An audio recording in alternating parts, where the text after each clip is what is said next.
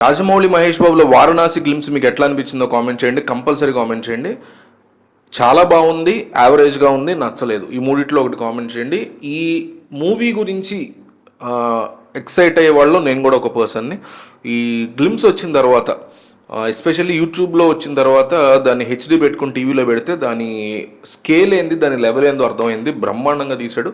అయితే గ్లోబ్ మొత్తాన్ని ఎట్లా అయితే చూడతాడో టైం మొత్తాన్ని కూడా అట్లాగే చూడతాడు అనేది మనకు ఆబ్వియస్లీ గ్లిమ్స్ ద్వారా అర్థమవుతుంది. అందుకే టైంని కూడా అక్కడ యాడ్ చేశారు.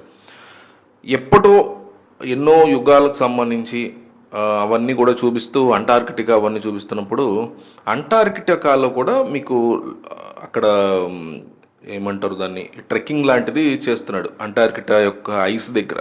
సో ప్రతి యుగంలోకి ఎంటర్ అయ్యి ప్రతి టైం జోన్లోకి ఎంటర్ అయ్యి మహేష్ బాబు అక్కడ ఏదో ఒకటి సాధించాల్సినటువంటి అవసరం పడుతుంది అతనికి అనేది మనకి క్లియర్గా అర్థమవుతుంది.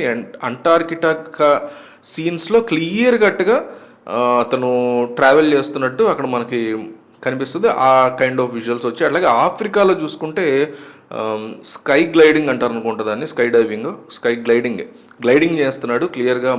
అక్కడ ఇందులోంచి దిగుతున్నాడు, అంటార్కిటా ఆఫ్రికాలోకి దిగుతున్నాడు ఆడ ఫారెస్ట్లోకి.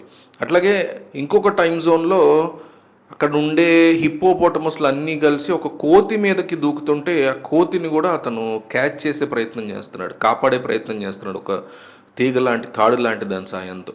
అది కూడా అంటే అన్ని హిడెన్ డీటెయిల్స్గా ఇచ్చాడు. అండ్ ఇంకొక దాంట్లో ఉగ్రభట్టి కేవ్లో ఒక పెద్ద విగ్రహం ఉంది కదా, ఏదో ఒక దెయ్యం విగ్రహం లాంటిది, దాని మీద నుంచి ప్రియాంక చోప్రా పడుతున్నట్టుగా ఉంటే అక్కడ మహేష్ బాబు రైట్లో ఒక చోట ఆమెను సేవ్ చేసే ప్రయత్నం చేస్తూ ఉంటాడు. అది కూడా జరిగింది.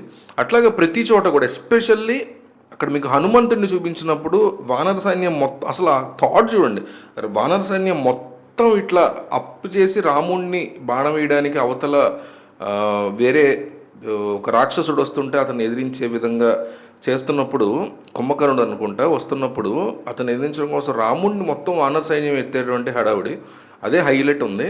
ఇక హనుమంతుడు వెనకాల ఉన్నప్పుడు హనుమంతుడి తోక మీద నుంచి ఒక చారియట్ వెళ్ళడం, దాని వెనకాల పృథ్వీరాజు దాన్ని డ్రైవ్ చేస్తుంది మహేష్ బాబు అన్నట్టుగా మనకు కనిపిస్తుంది. అంటే ఎంత పెద్ద స్కేల్లో ప్లాన్ చేస్తున్నాడు రాజమౌళి అనేది ఇక్కడ బిగ్ ఎక్సైటింగ్ థింగ్ అనిపించింది. హిడెన్ డీటెయిల్స్ ఈ మాత్రం గ్లిమ్స్కి ఇన్ని ఉంటే ఇంకా కమింగ్ రాబోయేటువంటి ఎపిసోడ్స్లో కానీ రాబోయేటువంటి ప్రమోషన్స్లో కానీ నాకు తెలిసి ఇంకా మాయమైపోతాడు రాజమౌళి. ఇంకా 6 నెలలు ఏం మాట్లాడితే ఎవరికి ఆన్సర్ చేయడు. చూశారు కదా మొన్న వచ్చింది, వెయిట్ చేయండి తీస్తున్న సినిమా అంటాడు, ఎవరికి సమాధానం చెప్పడు. నెక్స్ట్ 6 months కంప్లీట్ మాయమైపోతాడు Rajamouli with their crew, heroine అందరితో మాయమైపోతాడు. సో మీకు గ్లిమ్స్ చూసిన తర్వాత ఏమనిపించింది ఏంటి, మీ అభిప్రాయం ఏంటి దీని మీద అనేది కామెంట్ చేయండి.